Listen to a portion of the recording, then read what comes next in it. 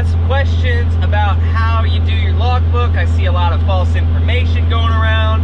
I'm told you don't need to run a logbook when you're empty. And I'm here to tell you that that is such a lie and will get you in so much trouble, all right? So, here's our situation, all right? I'm gonna use my situation because I have the perfect situation to explain this with.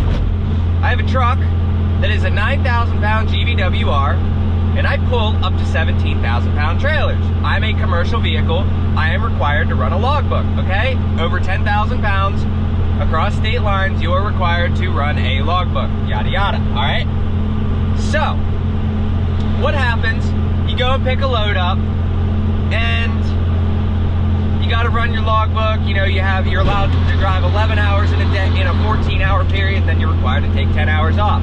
Same rules apply as a semi, you just don't get the sleeper berth. So you go to pick up the load, you drop off the load.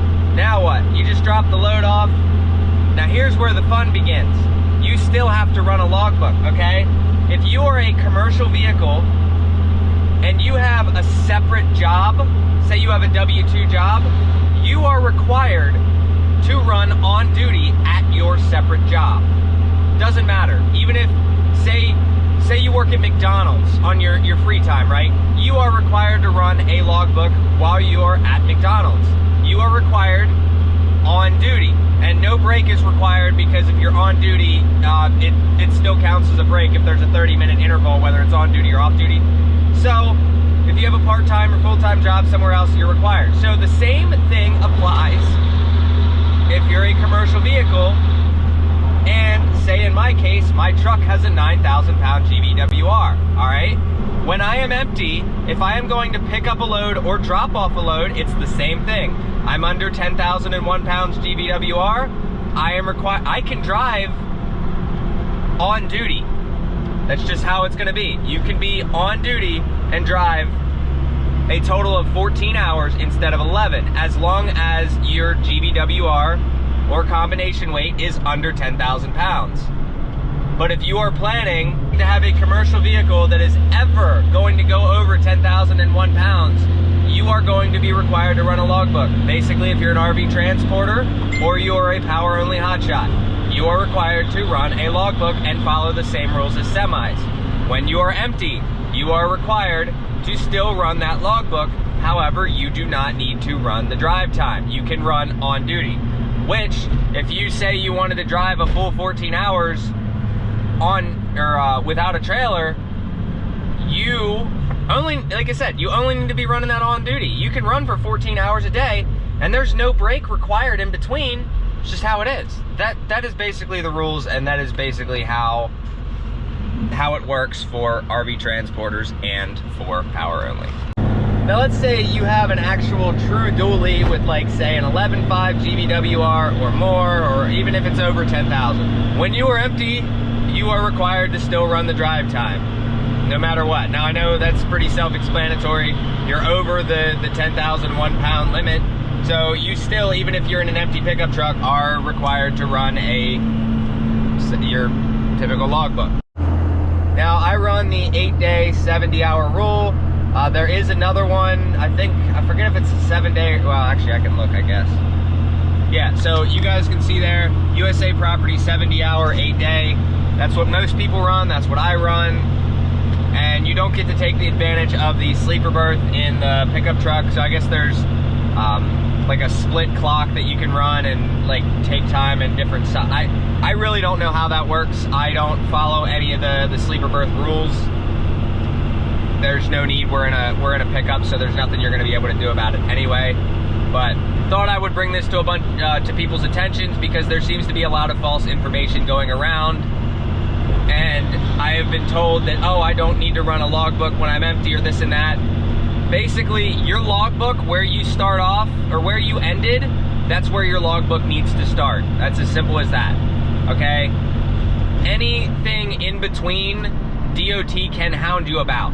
Depending on what kind of officer you get is going to determine how much trouble you get in, or if you get off scot-free with a warning, or they don't even care. It all depends on the officer you're going to get. So hopefully that clears it up for everybody. What I was told, and whether this is true or not, I am not sure, but any RV transporters, you are only required to run paper logs, not an ELD.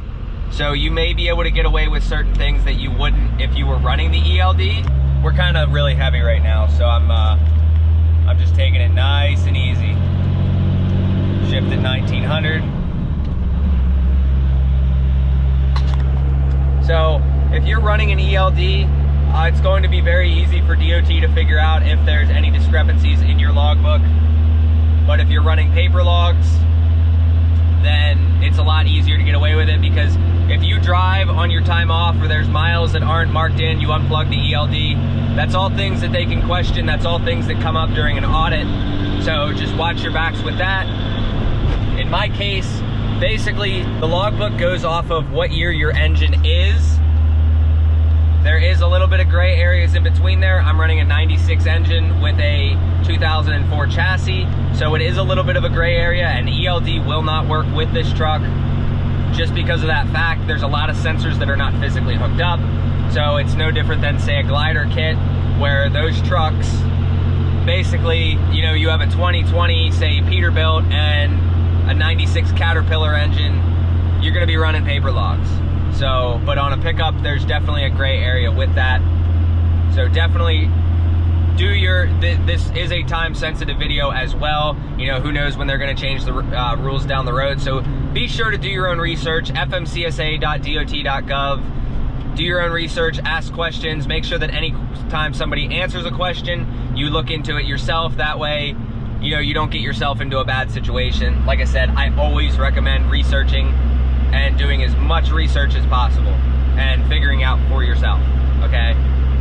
So that's pretty much gonna do it. Hope you guys enjoyed, hope you guys learned something. Safe travels out there, don't do anything crazy, keep the rubber side down. Appreciate you guys, have a good one. And if you guys haven't noticed, I am no longer doing power only or RV transport. I have moved over to finally getting a trailer again. Been working for this for years now, and we're finally doing it. So we're moving up in the world, hopefully get a little bit more home time, hopefully make the same if not more money, but definitely gonna be a learning curve in there. Thought I'd throw this in there for you guys. So you're running a 32-foot load trail with the drive over fenders the way that I like it, and if we do like it, I will move up to a 40-footer eventually.